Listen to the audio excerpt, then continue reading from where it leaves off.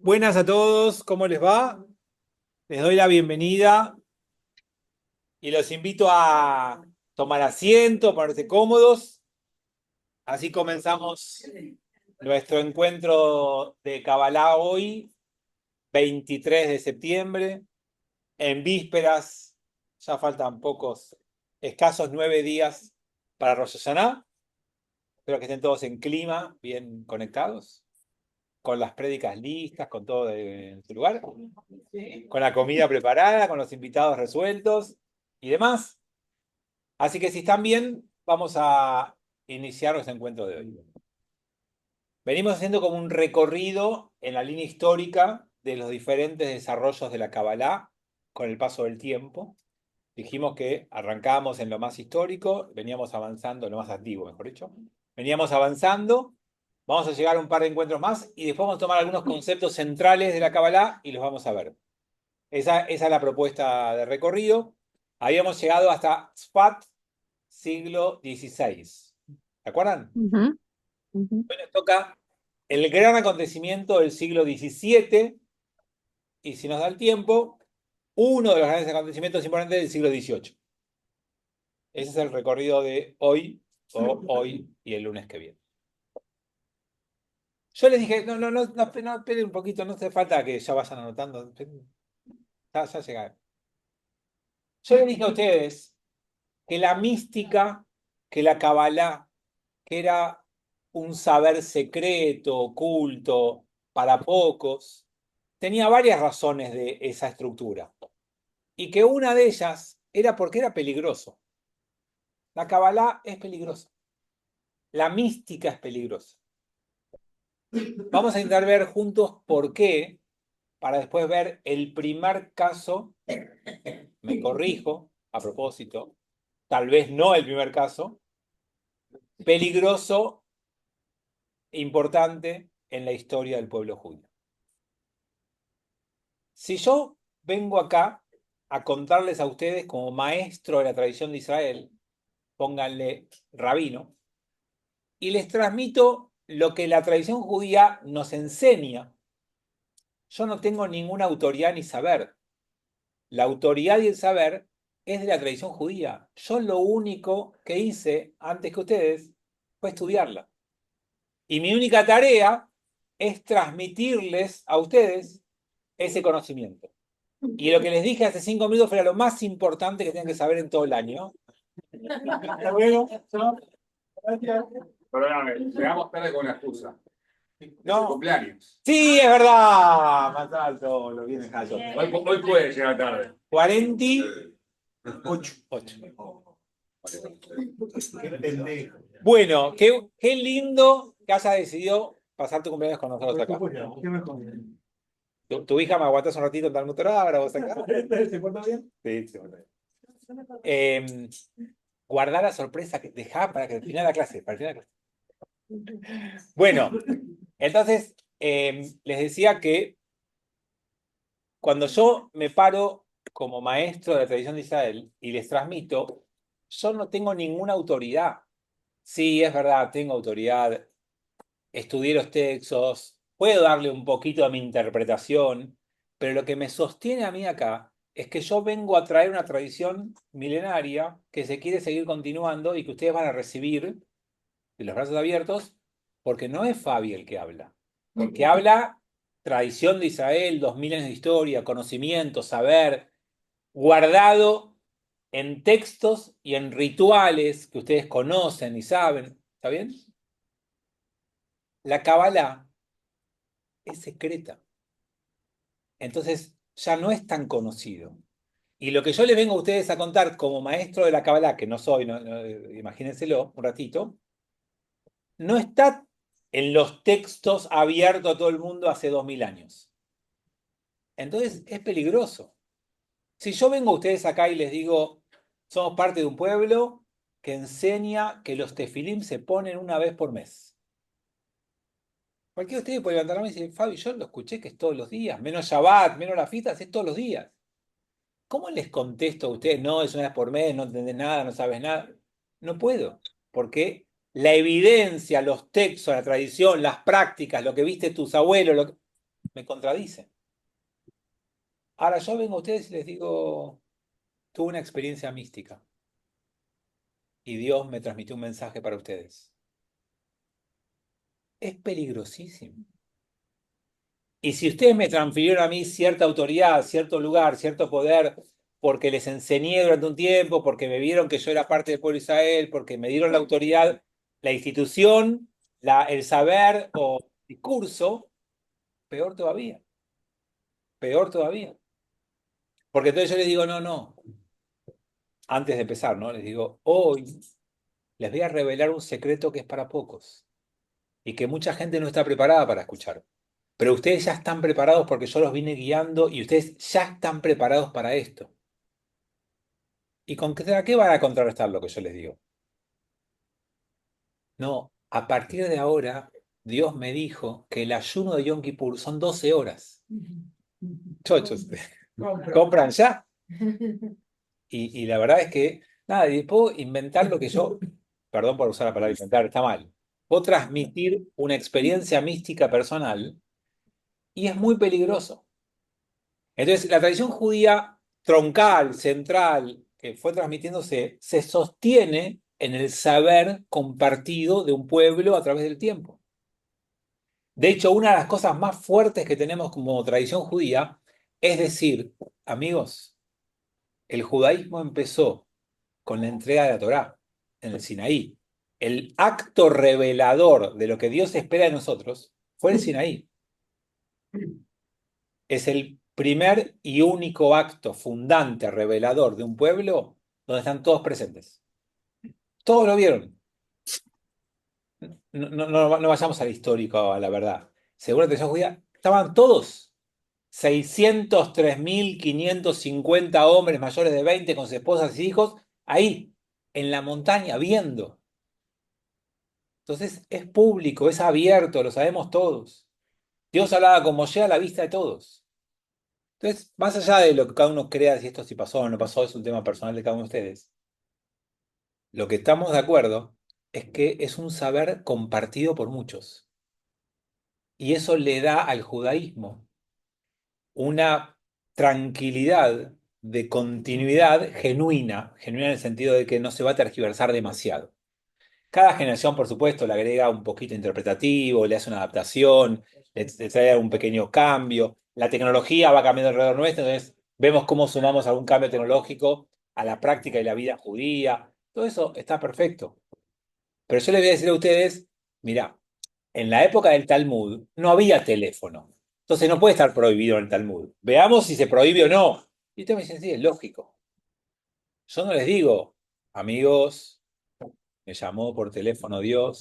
Es una experiencia que asusta al pueblo judío, una experiencia mística. Y entonces por eso no se permitió, por eso se redujo a pequeños círculos y por eso tenemos experiencias muy nefastas en el pueblo judío. Cuando dije esta es la primera, yo me animaría a decir que quizás la primera fue el cristianismo, pero eso sería entrar en otra discusión mucho más compleja y no querría usar el tiempo de nuestro encuentro para eso. Sí, Martín. Ahora repito la pregunta. Estaba tratando de pensar y entender la lógica de lo que estabas planteando. Pero en definitiva, todo eso en la lógica no cabe, porque todo, digamos, si no toda expresión lógica sería invalidada, inclusive en la entrega de la Torá y en el inicio, también sería invalidada. Es decir, que lo que define que eso pueda ser válido y genere una corriente de pensamiento y de costumbres y de tradiciones, tiene que ver con un mínimo consenso que se genere después. Porque, digamos, si no todas las expresiones místicas serían invalidadas, las nuestras y las de los demás. Yo por ahora, acá pregunta si las expresiones místicas podría aplicarse eso a todo y todas serían invalidadas y lo único que le da validez es que después hace un consenso posterior. Lo que yo por ahora estoy diciendo es la razón por la cual el misticismo estuvo reducido a pocos, porque asusta, porque preocupa, porque es muy innovadora y porque depende de figuras personales. Y depende de que esa figura personal no lleve el rebaño, no lleve a la gente a otro lugar. que la saque de la corriente. Es como que el judaísmo es una corriente central donde los rabinos de cada época le dan su pequeño matiz. Un místico le puede dar su matiz dentro de la corriente o puede llevar a la gente a otro lugar. Y está bien lo que vos decís, lo vamos a ver a posteriori eso. Pero el riesgo no lo quieren ni correr. Y por eso se limitó. Pero el riesgo se corre y existe, y acá lo vemos. Y parece que el riesgo llegó a su lugar en el siglo XVII. Y seguramente tuvo que ver con las consecuencias gravísimas del siglo XVI para el pueblo judío. El siglo XV encontró un final de siglo trágico. 1492, expulsión de la comunidad judía más poderosa de la antigüedad, la comunidad judía de España.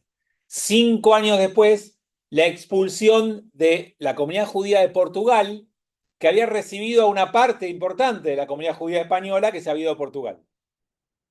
Y eso es el inicio de un siglo XVI de travesías, de buscar dónde nos van a recibir. Y todo ese siglo XVI fue muy complejo. Costó mucho encontrar lugares que nos reciban, costó mucho sobreponerse a la frustración de la expulsión. Nos echaron de Nueva York. O sea, la comunidad judía de España vivía en Nueva York, con todo lo que eso implica en estos tiempos. Entonces, el XVI fue un siglo muy difícil.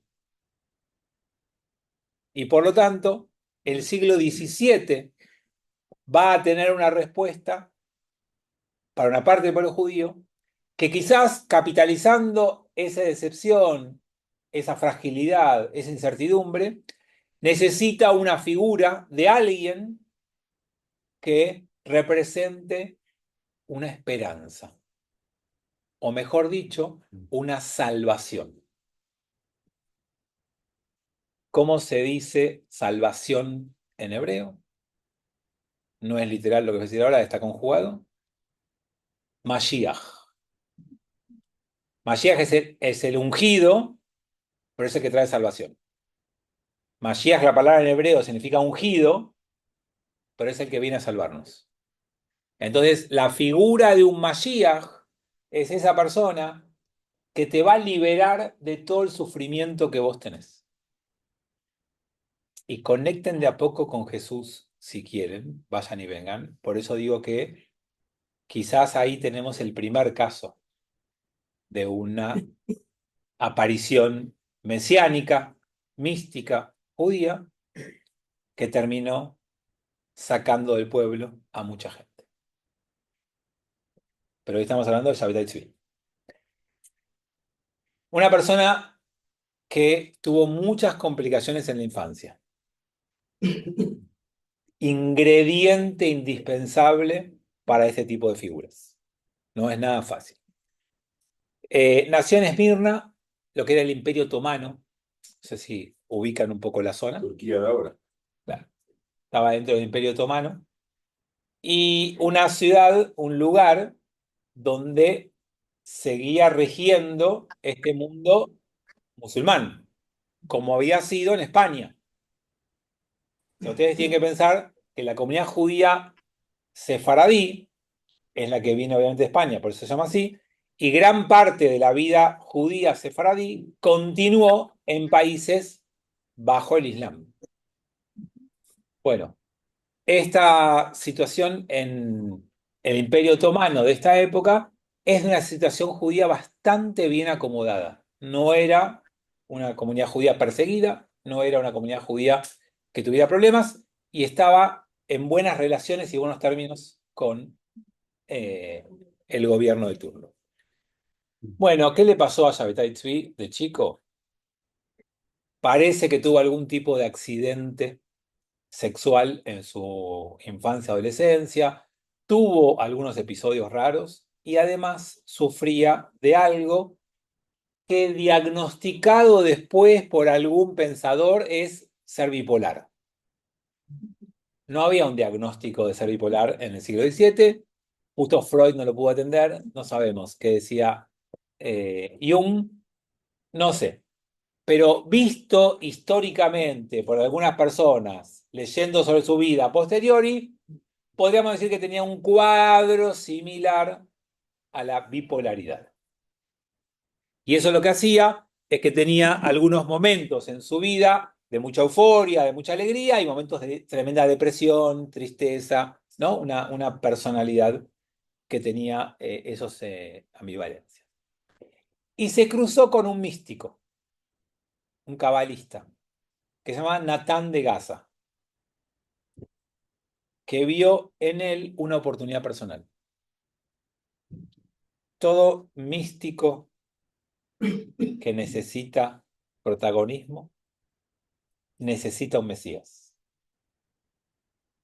Necesita una figura externa en la cual poder transformarse él en el profeta que anuncia a esa persona. Como Pablo sería. No, Pablo no fue el que lo anunció a Jesús. Jesús, Juan el Bautista. sí, Jesús inició su camino, pero estamos con Pablo. Y después Pablo se encargó de llevar el mensaje de Jesús hacia afuera. Juan el Bautista podría ser un poquito más parecido, pero de vuelta, no quiero perder el eje haciendo cada comparación. Pero sí, hay cosas que uno podría pensar en paralelo. Pero volviendo a Natán de Gaza, si uno quisiera buscar dentro del pueblo judío alguna cosa parecida, uno podría pensar en Rabbi Akiva y Bar Kokhba, donde Bar Kokhba era la figura militar, política, y Rabbi Akiva era el rabino que lo ve como esa figura mesiánica.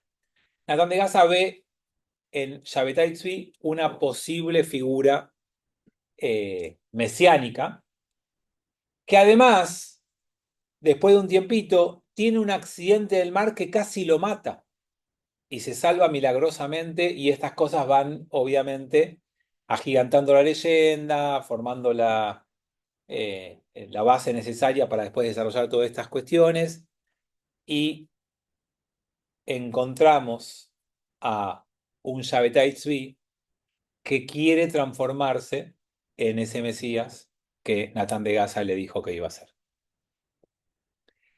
Y esto, de alguna manera, lo que hace en Natán de Gaza, en Shabbatai Tzvi, es empezar a transitar un camino para transformarse en ese Mesías. Y para eso necesita hablar, transmitir, enseñar, buscar adeptos, enseñar de forma judía y ahí captar gente para meterle un mensaje distinto. O sea, es un líder que va a transmitir desde de lo clásico, pero también va a ir sembrando su semilla. Y si vos encontrás un público ávido, que generalmente viene acompañado de crisis, el terreno es más fértil. Cuando la gente está bien, cuando la gente está en un buen estado, cuando las cosas salen bien, claro, yo vengo con un mensaje místico, extraño, y si están más o menos las cosas dadas, encaminadas, no tengo mucho espacio. Ahora, cuando hay desesperanza, cuando hay tragedia, cuando hay muchas cosas inexplicables que pasan, uno necesita una salvación diferente. Uno se va a aferrar con más posibilidades a esto. ¿Cómo? Una analogía política. Ok. No viene Sí. Ya la entendí. Sí. Está bien, está muy bien. Y tengo prohibido entonces decirlo así. Pero se entendió y coincide. Él dice que Karina. Entonces, ahí tenemos el escenario justo para el emergente que sale. Cuando aparecen estas cosas, es de los dos lados. O sea, es la persona que se cree y la gente que necesita creer. Es el que se quiere poner ahí y el que otros necesitan que él esté ahí o les gusta que esté ahí. Bueno, eso es lo que se armó. Y esto que se armó en ese momento va a tener, como siempre, un inicio bueno, un inicio exitoso. Va a empezar a pasar cosas que son raras, va a empezar a plantear cosas que no corresponden, va a empezar a pedir, a generar algunos cambios y va a tener algunas innovaciones. Eso va a llamar la atención de los rabinos. Los rabinos van a decir, ya esto es peligroso, ya esto no excede lo que uno puede tolerar y genera una primera expulsión. Y ahora nos detenemos un poquito en eso. ¿Todos ustedes saben lo que es un jerem? Bueno, no. Un jede. No. Eso también sé lo que es. Acá dijeron, es un GD. ¿Qué Nosotros decís? podía una herramienta, un arma, una autoridad o poder que se le confiere al rabino para que tenga esa autoridad para disciplinar a su comunidad. Es el poder que tendría con la justicia y la policía un gobierno. O sea, yo soy un gobierno y quiero que todos ustedes paguen impuestos, no puedo para un día decir, paguen impuestos. Tengo que tener una organización tal que si no los pagás, tengas una consecuencia.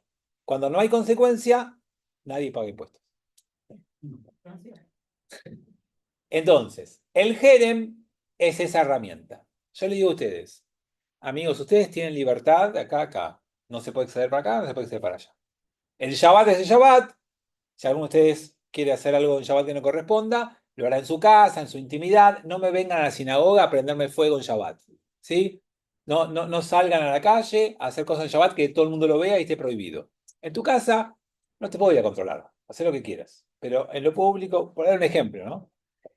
Si viene uno de ustedes al Ambrot en Shabbat y prende fuego, ¿qué hago yo?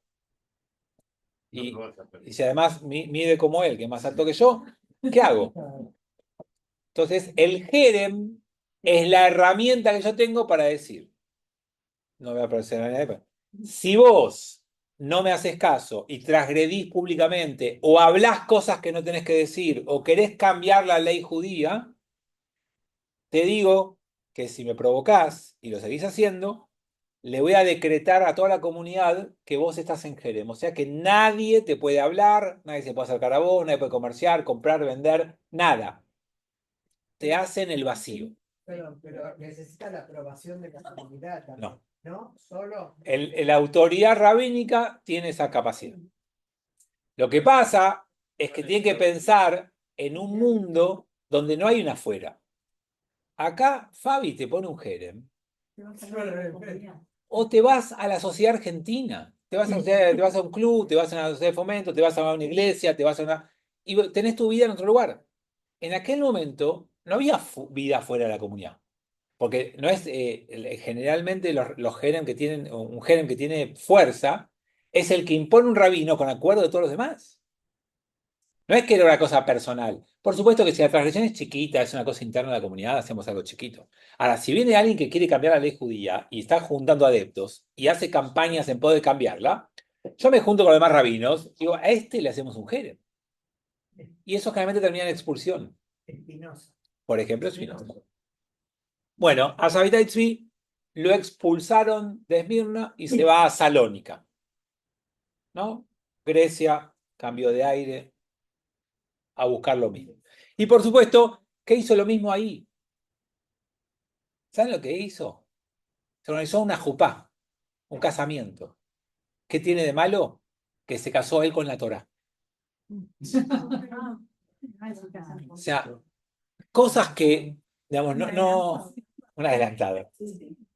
Cosas raras que van más allá de lo que la tradición judía puede tolerar. Oye, no es que vino alguien y dijo, che, el Shabbat usemos Facebook o Instagram que no pasa nada. O sea, vino alguien a hacer un casamiento con la Torá de él mismo. O sea, cosas complicadas. Eso obviamente, les doy un ejemplo, pero hay varios ejemplos de cosas raras que hizo. Y por supuesto que estuvo un tiempo y también generó el odio, la bronca de algunos rabinos y también terminaron expulsándolo también de allí para que siga con su locura en otros lugares. Fue a Constantinopla, la capital, digamos, del imperio y el lugar más concurrido, y ahí más transgresiones, más cambios, más cosas raras. Nada, era parte de su manera de entender el judaísmo, pero como era carismático, cuando estaba bien, vieron que yo dije que tenía como altos y bajos. Cuando estaba bien, era muy seductor y muy carismático y siempre tenía adeptos y ganaba mucha gente. Las personas muchas veces así más complicadas, suelen ser muy atractivas para otros, suelen ser con algún tipo de encanto que produce que la gente, por ejemplo, quiera venir los lunes a las 6 de la tarde acá, y ya que están acá, aprovecho y les digo, a partir del lunes que viene, cuando vengan, tienen que traer una manzana con miel.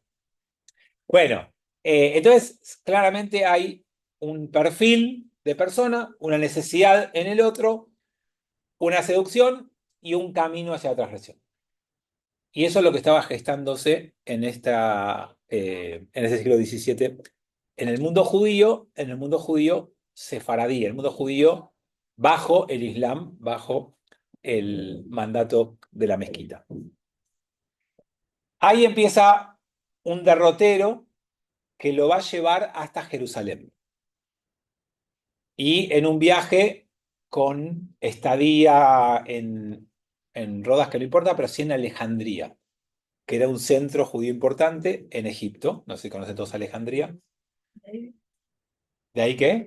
De ahí viene el Ah. apellido de Bibi. Escandaraño. Ah. Alejandría. Mira, Mi abuelo nació libre. bueno, Alejandría era una ciudad judía muy importante de la época muy antigua. O sea, hay comunidad judía en Alejandría hace muchísimos años. En algún momento fue muy importante, que fue una ciudad fundada en honor a Alejandro Magno, ¿no? Por eso se llama así.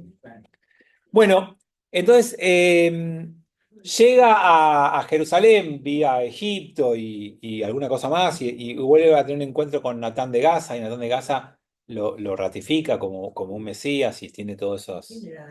Un cabalista, un místico judío que vio en él la oportunidad de encolumnar. En todo este proceso, Shabbatai Tzvi consigue muchos adeptos. Hay muchos judíos en el mundo que creen en él. Y cuando él lo proclaman, Natán de Gaza se ocupa de hacerle llegar a muchas comunidades del mundo esta información. Y claro, vos no tenías mucha información. Y te llegan informaciones de que hay un Mesías, de que está llegando. Bueno, el Mesías viene con el mandato de vender tus cosas y tener todo listo para irte a Israel. Porque cuando llegue el Mesías, significa que va a ir el Mesías a Israel y vos vas a poder ir. Y parece que hay un episodio, los judíos tenían prohibido muchas cosas en la tierra de Israel, que no era Israel, ¿no? En ese momento era una tierra abandonada. Para el judaísmo, muy pocos judíos, había muchas limitaciones. Parece que Natán de Gaza consigue que lo dejen andar a caballo. Andar a caballo era uno de los símbolos de poder y autoridad. Parece que consiguió la manera de que lo hagan. Entonces empieza a correr la bola de que logró andar a caballo, que era parte de lo que el Mesías iba a hacer cuando llegue. Empieza a haber como rumores y muchas cosas que vinculaban a Shabbatai Tzvi con la figura mesiánica. Y muchos judíos en su desesperación creyeron en esto.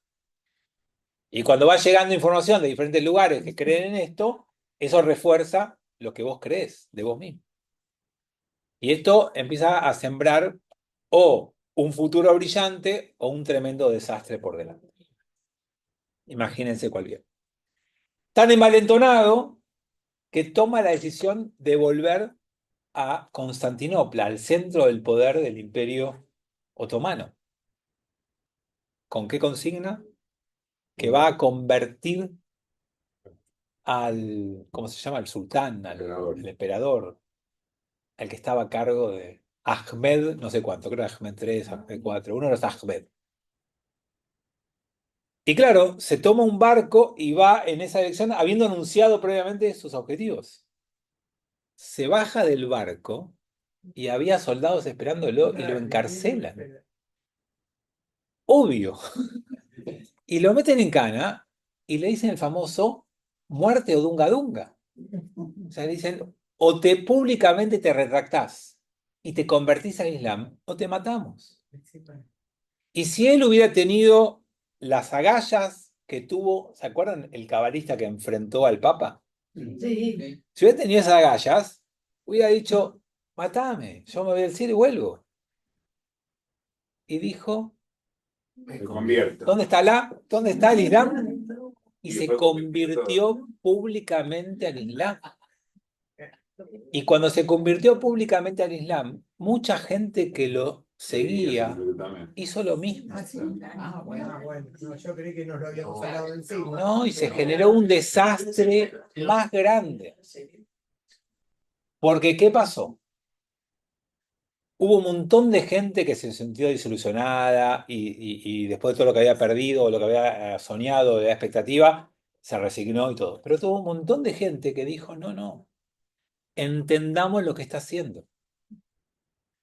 ¿Y qué es lo que está haciendo? Para limpiar este mundo que está lleno de mal, tenés que sumergirte a las profundidades del desastre y desde las profundidades de ese desastre vas a empezar a limpiar. Él está bajando a esas profundidades. Hagamos lo mismo. Y por eso muchos se convirtieron. No es solamente una cuestión de moda o imitación.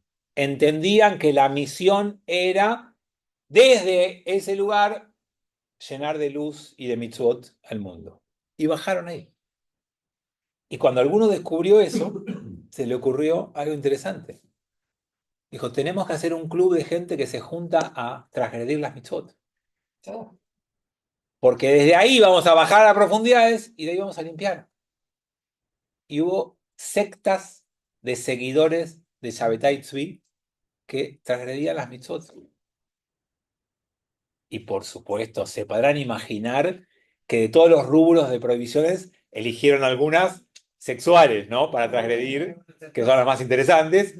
Entonces, fue un desastre. Fue un desastre. Fue una tragedia, un montón de judíos desilusionados, muchos judíos abandonaron el judaísmo, gente que siguió ciegamente a pequeños líderes, porque es así, ¿no? Digamos, es como, si ustedes perdonen la comparación, que no la voy a hacer, pero no.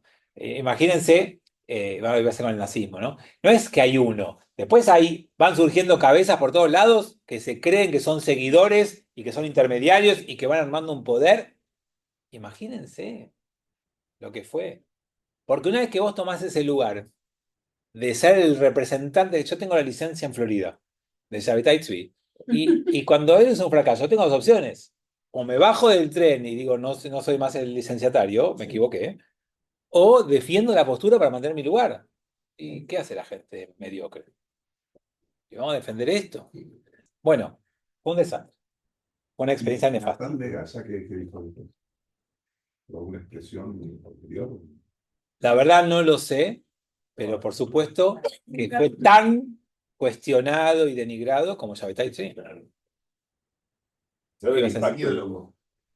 ¿Quién fue? Mencionaste antes el que se le opuso al Papa. ¿A quién te referiste? Estudiamos acá, ¿alguien se acuerda? No me acuerdo. No, Yosef de Chicatilla. Y estudiamos también a Cordovero. ¿Y quién más era? Como anécdota.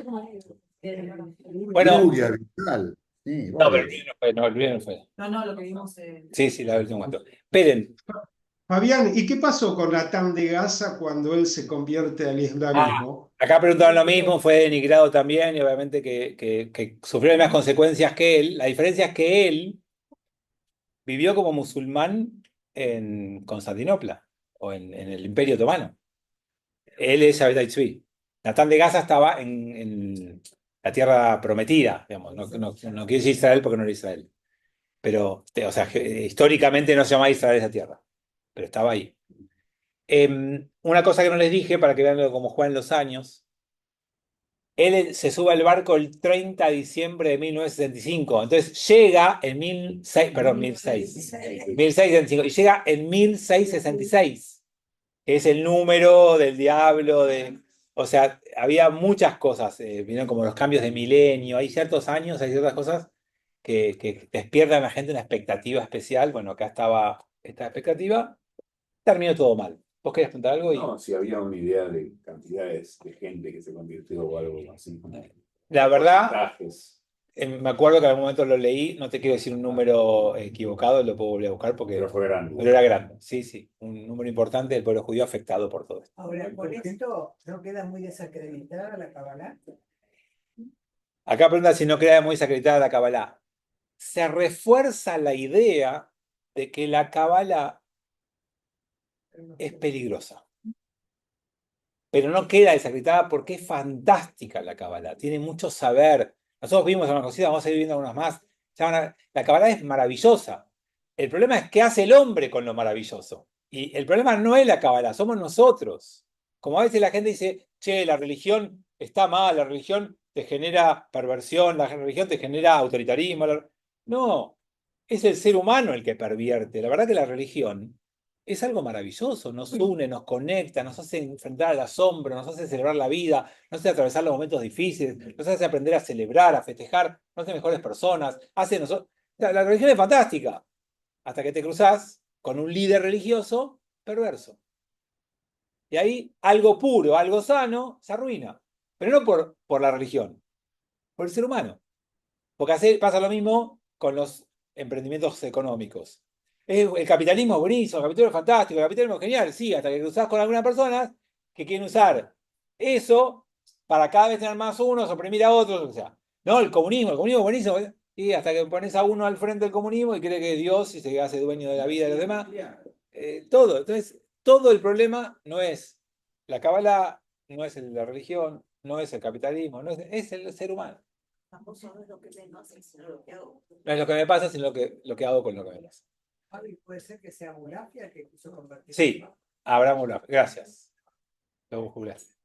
Bien, vamos al próximo paso, al próximo siglo y una consecuencia posterior a esto.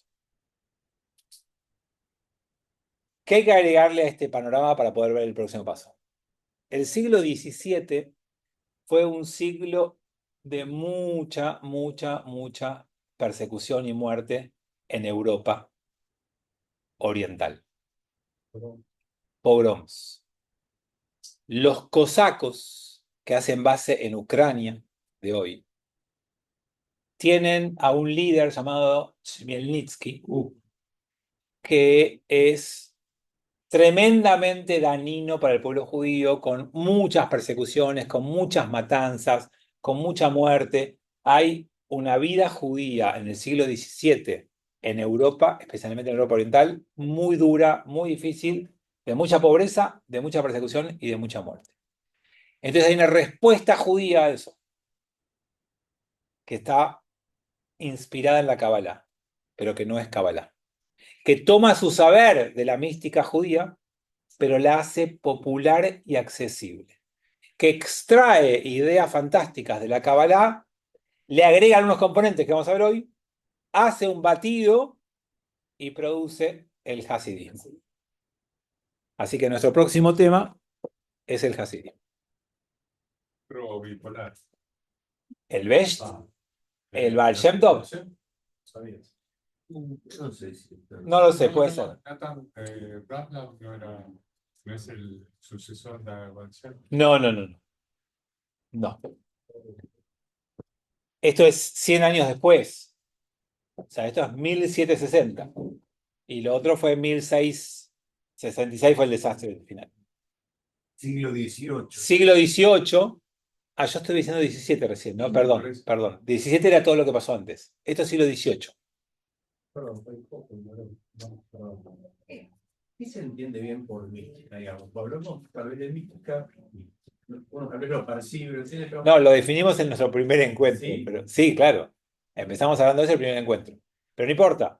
Claro, pero, digamos, Es todo saber. Tenemos todo sin mística. Podemos estar con una vida o con cosas chiquitas, pero digamos, ¿dónde estaría el judaísmo? ¿Dónde estaría el judaísmo la mística? Sí, es decir, la Kabbalah está dentro de la mística. Claro, la Kabbalah es la forma judía de la mística, que es un tipo de interpretación de la Torá o de la realidad. Es una manera de leer los textos o de entender el mundo. Y tiene que ver con un saber secreto, profundo, que viene a experimentar la presencia de Dios en la tierra, a hacerte conectar con esa presencia de Dios, a que esa presencia de Dios te permita a vos descubrir qué te pasa cuando lo sentís y que te abras tus sentidos a esas experiencias. Cuando la religión judía te dice, ponete tefilín, comé kasher, respetá Shabbat, no pases a Dios por tu cuerpo, no le hagas lugar para... ¿Se entiende? Esa es la diferencia. O sea, vos podés ser judío pleno sin tener ningún contacto con la mística y la Kabbalah, obvio. Para ser un judío clásico no hace falta nada de la Kabbalah ni de la mística judía. Bueno, aparece este personaje que se llama Besht, le suelen decir Rabbi Baal Shem Tov. El Baal Shem Tov es el dueño de un buen nombre, Baal Shem Tov. Y es un rabino que inicia este movimiento, que van a encontrar algunos puntos en común con la Kabbalah y la mística, van a ver, pero obviamente con algunos otros que no tienen nada que ver con la Kabbalah. Primero, es un movimiento central alrededor de una figura carismática. El hasidismo necesita rabinos carismáticos en el centro de la escena. Hay un rabino que logra llegarle a la gente de una manera distinta. Y no porque es representante de la autoridad, porque sabe cómo se hace, sino también porque tiene el carisma para lograr algo más. ¿Está bien?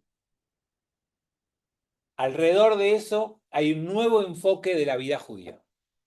Y ese nuevo enfoque es ese rabino con su carisma te va a convencer a vos de que la vida es fantástica.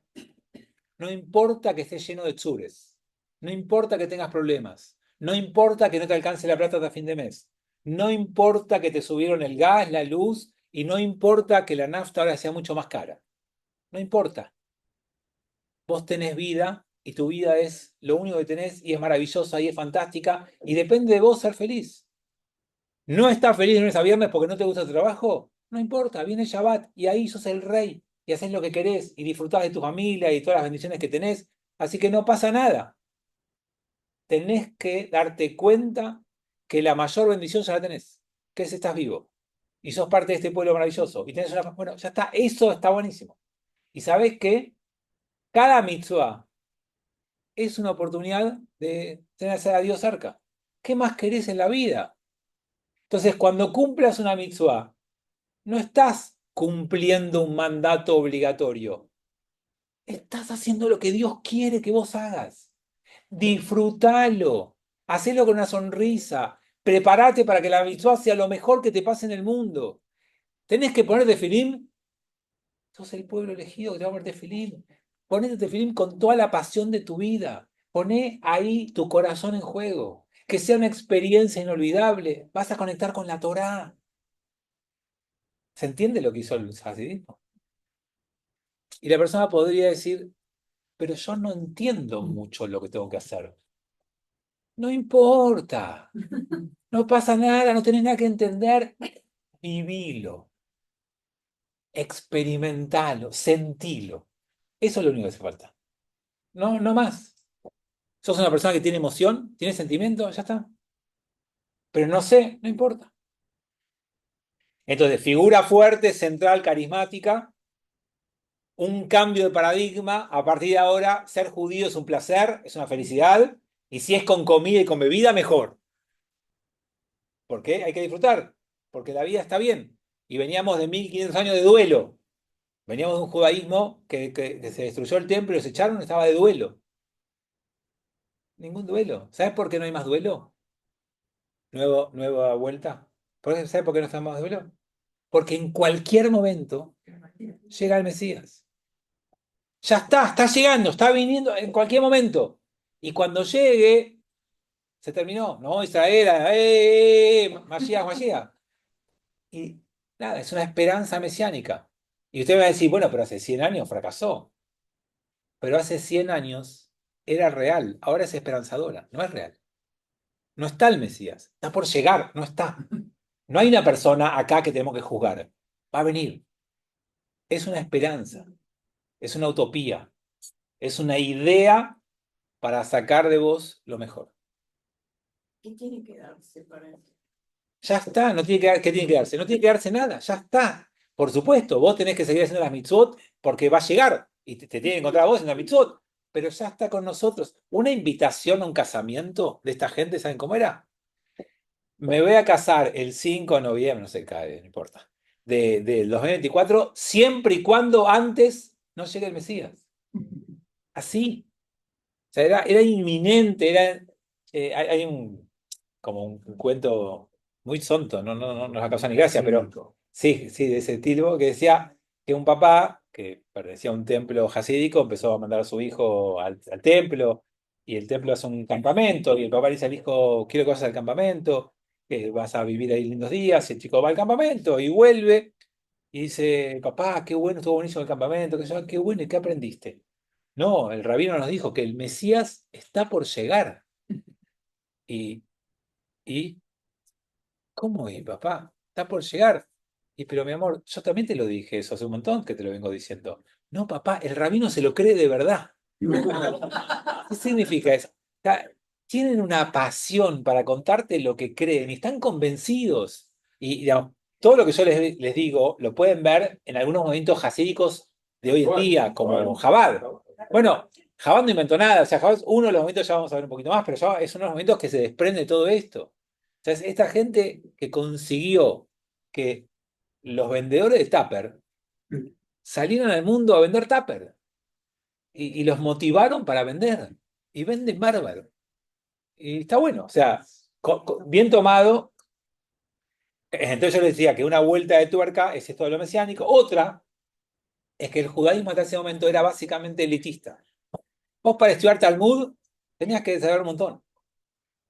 Y si no sabías, eras amja, del populacho. Sos populacho, no pasa nada, vos no tenés que entender nada, ponete este film. Ellos inventaron algo que se va a resumir en un cuento jasídico. Un papá lleva a su hijo, lo conocen todos el cuento jasídico, pero para que vean la ideología ahora, no es por el cuento. Lleva a su hijo al templo un día para que aprenda a rezar. Y empieza en el templo, no entiende nada.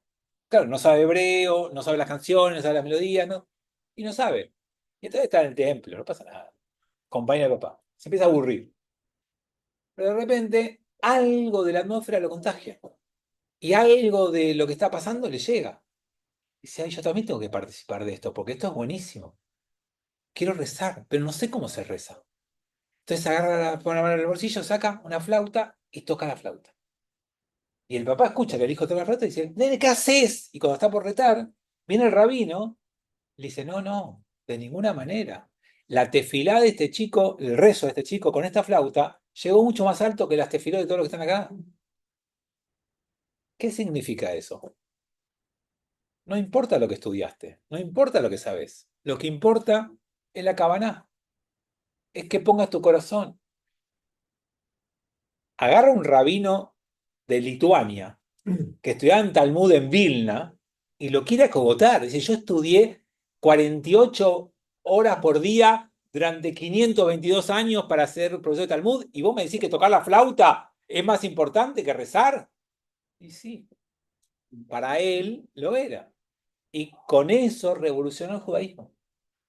Alrededor del rabino, con ideas mesiánicas, con felicidad y alegría, con emoción, con baile, con música. Rezar es bailar, rezar con todo tu cuerpo. Yo creo que les conté, en Mahané de Betel decía, rabino, vamos a rezar con los pies, vamos a jugar al fútbol.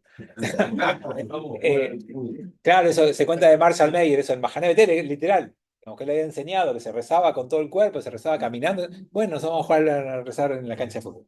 O sea, el hasidismo revolucionó la manera judía de vivir. Y esa revolución, y cuando estamos a empezar a cerrar, ahora vamos a ver unas cosas concretas, pero con esa revolución, lo que más importante, digamos, logró, o quiero que entiendan de qué pasó, es que la inspiración fue basada en algunas ideas místicas judías de la Kabbalah muy importantes, pero transformadas para que todo el mundo las pueda entender. Entonces, cuando vos escuchás un cuento jasídico, lo que te va a pasar es que decís, acá hay una idea muy linda. Y además, viene en un formato que es agradable escuchar y que es fácil de entender. Bueno, la genialidad jasídica es esa. Es tomar ideas profundas, ideas de vida, ideas de valores, ideas de mucha profundidad y contarlas en forma muy, muy accesibles. Que vos te das cuenta, acá hay un mensaje, acá hay un saber, acá hay un diamante, una piedra preciosa. Por ejemplo, ¿Sí? las tres corrientes actuales del judaísmo, ¿se entrecruzan las tres con el hasidismo? Si las tres corrientes, reformismo, conservadurismo y ortodoxia hoy en día, se entrecruzan. El hasidismo es transversal, no pertenece a ninguna corriente. Hay hasidismo ortodoxo, hasidismo conservador y hasidismo reformista. Pero eso es hoy. Cuando el hasidismo nació, todavía no estaban los movimientos. Y el judaísmo clásico tradicional, que después va a transformarse en la ortodoxia, lo excomulgó. A los rabinos hasídicos se los excomulgó. Y me falta una, no se puede ni si no les conté lo que es la palabra hasid, que hay que entender esto. Yo le dije que la figura es el rabino, alrededor de él están los seguidores. Esos son los hasidim. Hasid es un piadoso, una persona que decide seguir a un rebe. El rebe es la fuente del saber, de la bendición, es la fuente de conocimiento, es el que hay que mirar, hay que aprender de él. Y el hasid es el que le da su amor y su seguimiento a ese rabino. Y con la impronta de que el rabino te enseña no solamente Torah, no solamente los lunes de 6:30 a 7:30. El rabino te enseña siempre. Andá y mirate cómo se atan los zapatos con los cordones del zapato. Andá y fíjate cómo saluda a su esposa. Fíjate cómo se sienta cuando está sentado en el escritorio. Todo te enseña. Es un modelo de aprendizaje constante y permanente. Esa es la idea hasídica. El Rebe, por eso generalmente es admirado, es un ejemplo y modelo. Y hay mucho puesto ahí con lo bueno y lo peligroso que tiene eso. Lo que hablábamos antes. Hay a veces, endiosamiento, como se dirá, del rabino. Pasa. Y después, eso como juega en el rabino, ¿no? Pero primero la gente pone en el rabino un montón de cosas que no debería poner. Y después, cuando mucha gente pone eso en el rabino se la cree. Y esa vez es un problema. Entonces, como siempre, todas estas cosas tienen sus riesgos, tienen sus desvíos, tienen sus problemas. Así que les pido, por favor, no me pongan en ese lugar. Bueno, si me lo piden, por favor, si me lo piden así, por ustedes. No, pórtense bien. Bueno, yo había puesto, para terminar con esto, dejamos para seguir la semana que viene, pero a ver si me quedó algo. Eh, esto, súper importante. Cada rabino tiene un grupo de seguidores y se organiza de esa manera, con un rabino, con seguidores, con exclusividad en una zona. Una vez que el rabino tiene un seguidor que creció tanto que también va a ser rabino, lo manda a otro lugar y ese rabino tiene que armarse su comunidad en otro lugar. Ahora, en algún momento hay sucesión. Y eso puede ser con un hijo, con un yerno, hasta incluso con un nieto. Y hay casos de todo tipo. ¿Se entiende? Pero en el momento, en el lugar, es uno. ¿Crecieron varios? Vos andá a Martínez, en Vicente López y yo. Y sí, por eso. Jabad lo sacó de un lado, no lo inventó. O sea, hay una figura rabínica, hay seguidores, hay discípulos, hay nombramientos, hay envíos o hay sucesión en algún momento. Así funciona una estructura de las cosas que me había anotado para compartir.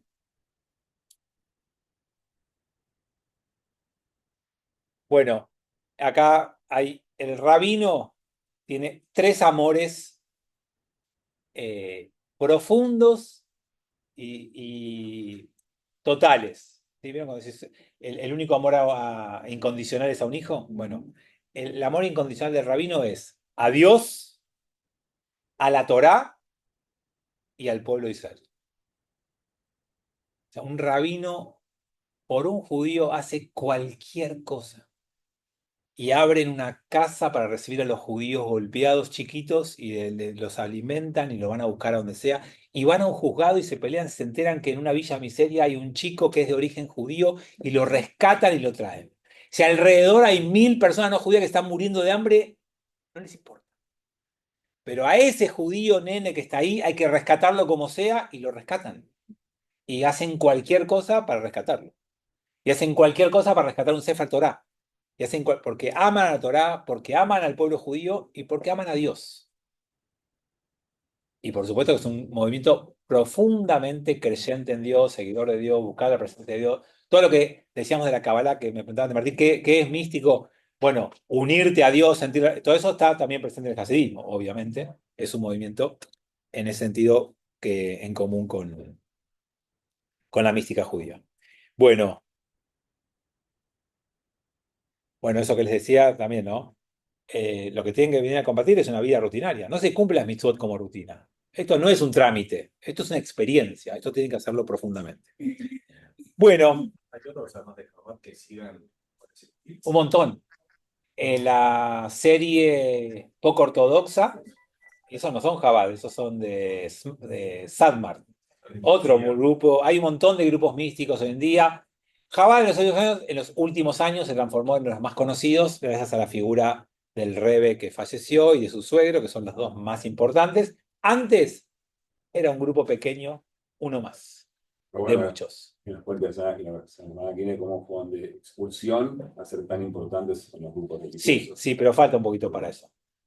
Pero te lo adelanto. El enemigo de mi enemigo es mi amigo. Aparecieron movimientos liberales judíos que les preocupó mucho más y se juntaron rápidamente. Bueno, tenemos que seguir, pero la semana que viene, pero acuérdense de esto que seguimos con hasidismo una semana más y algunas cosas más. Hay otro caso de un falso mesías, Ashkenazi, también lo tenemos, así que ojalá que lo veamos. Ya me mencionaste el bebé de Lubavitch, que está casi endiosado, no cumple un rol de semi-chía. Sí, por supuesto. Espera que cierro y te contesto. Bueno, amigos, nos vemos la semana que viene. Gracias, Vicky. Chau, chau.